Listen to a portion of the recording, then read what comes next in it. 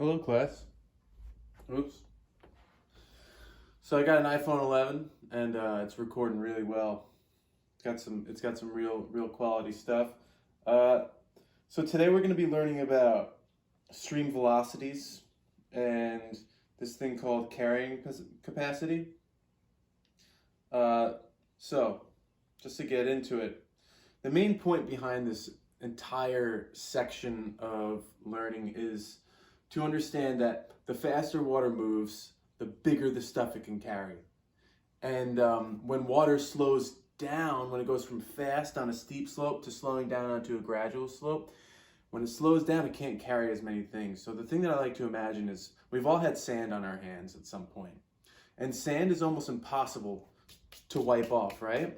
But if we get a little water running under the sink, we can get some of that sand off. But in order to get the really big pieces of sand off of our hands, we have to make the water run faster. So we turn the water up. We make the sink go faster. So the faster water flows, the more stuff it can move. But once water slows down, it starts to lose its ability to move rocks, to move sediments, and that puts those sediments down to the ground, called deposition. So just to review, breaking a rock is weathering, moving a rock or sediment is called erosion, and then placing that sediment down or not being able to move it anymore is called deposition. All right? So higher velocity or faster speeds, velocity and speed is the same definition almost. It's just that velocity is a certain direction. The faster or higher the velocity, the larger the rocks it can move. And I've actually seen rivers that move so fast that you can hear boulders rolling through them and it sounds like thunder. So really fast water can move huge things, giant things, all right?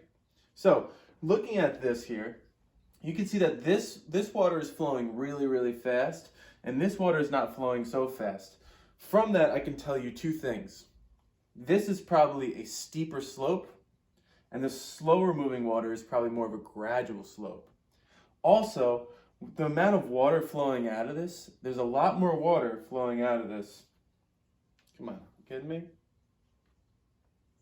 I was in the zone right there. Get right back to where we were. So we want to look at the amount of water flowing out. The amount of water flowing out of something is called discharge. Okay? Let's get that going again. So this is a lot more discharge, meaning that there's a lot more water flowing out of that. And I can see there's huge rocks here, meaning that all the little rocks were washed away. This has rocks that are pretty big, but not as big because they haven't been washed away. If this water was flowing as fast as this, we'd only be left with the largest rocks. Okay? And it keeps happening. It keeps happening.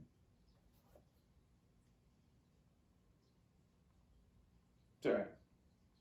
We'll work through this. So this is what we're going to be focusing on today. This is in the reference table. When you get to the Nearpod, you'll see that this is attached to every question that you need this for. Okay? The only question you don't need that for is where we're going to have the most sediments moving or the fastest moving water, and that's going to be a steep slope with the most discharge. Okay? Cool. So to get into this, let's break this down because this is actually kind of complicated. I'm going to look at one column of this entire chart. And in this column, you'll see that we have a 1 to designate the velocity of the water on this line right here. And then we have a 10 over here to designate the velocity of the water on this side. Every little notch up goes up by the amount that this number is here. So this left side between here and here, this goes up by 1. So this is 1, 2, 3, 4, 5, 6, 7, 8, 9, 10. All right. And if we look over where we have 10, so this bar is now 10. The one on the left is 10. So this goes up by 10. So this is 10, 20, 30, 40, 50, 60, 70, 80, 90, 100. So if we wanted to see what the 50 was, we would just read up until we reach this bold line. And that means that this can carry pebbles. So a stream moving at 50 centimeters per second can carry pebbles. And that pebbles is going to be a particle diameter of 1 centimeter. So a stream moving 50 centimeters per second can carry sediments that are 1 centimeter big and all of the ones that are smaller than that. If it was 2 centimeters, it wouldn't be able to carry it because the water's not moving fast enough. All right, so let's look at this next area. If this is 0.1 here, that means that these go up by 0.1, 0.1, 0.2, 0.3, 0.4, 0.5.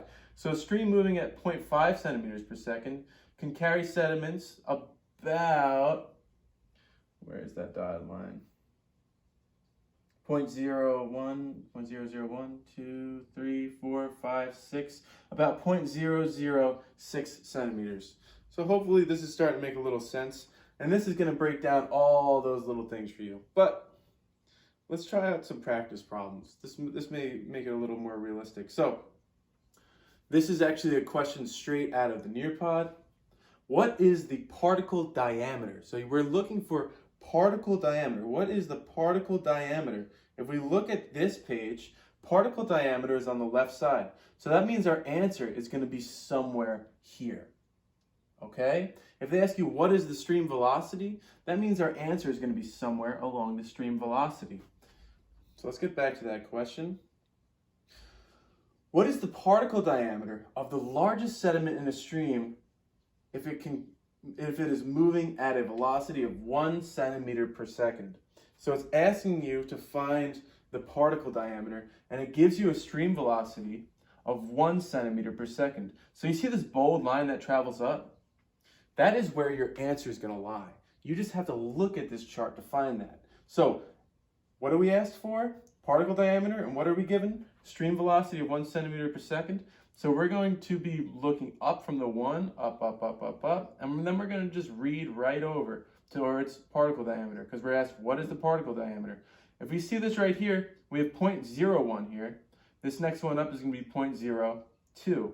So that means a stream that is moving 1 centimeter per second, which is really, really slow, can only move really, really, really tiny sediments of 0.02 centimeters or smaller.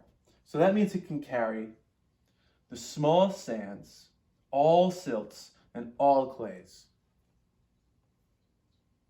Let's get to the next question.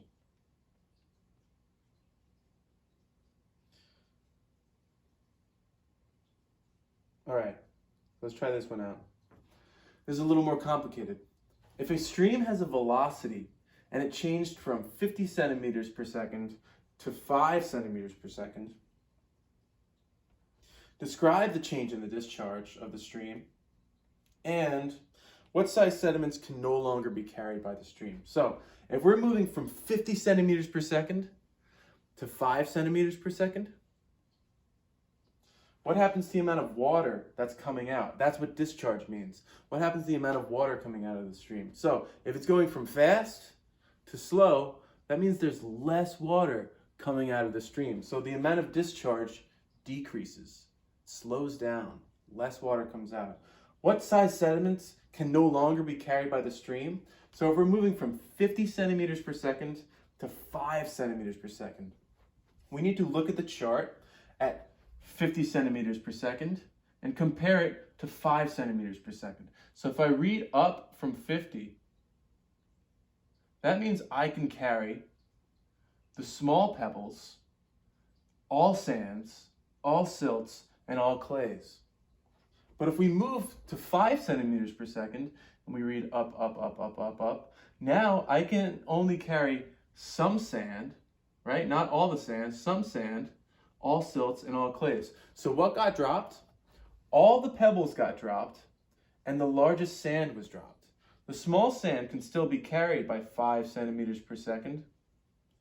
Right? All these can be carried, and all silts and all clays can be carried. So hopefully that makes a little more sense. So all pebbles get dropped, and some sand gets dropped off, but the small sand is going to be still carried by that. All right, so what if we change from 200 centimeters per second to 70 centimeters per second? If we go from 200 centimeters per second, 100, 200 is here. We're going to read up, up, up, up, up, up. That means we can carry, looks like most pebbles, right? But if we change to 70 centimeters per second, up, up, up, up, up, means we lost some pebbles, right? So we're here. So 200 centimeters per second was like here. So we went from here to here. So that means some pebbles will be dropped, but we can still carry the small pebbles, all sand, all silt, and all clay. Hopefully this is making sense to you guys. How fast must a stream move in order to move the smallest cobbles? So let's take a look at that. Sorry. To move the smallest cobbles, here's cobbles, right? The smallest cobbles are 6.4 centimeters. The largest cobbles are just under 25.6 centimeters. So the smallest cobbles will have to be a velocity of about 200 centimeters per second. Okay?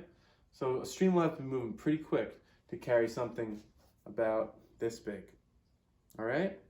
Hopefully this makes sense. Try the Nearpod out. If you have questions, please let me know. This is straight out of the reference table, so try it. Main point, if a question asks you for a sediment name, the sediment names are here. That's where your answer will be. If a question asks you about a stream velocity, the answer will be here. You just have to use this bar to find it. And then particle diameter is going to be here. So if they give you a particle diameter of 1, and they ask you how fast must the stream velocity be moving to carry that, you have to just read over from 1, reach this solid bar, read down, and that's going to be about 50 or 60 centimeters per second. Okay? Hopefully that made sense. iPhone 11, hopefully it sounds good. Thanks.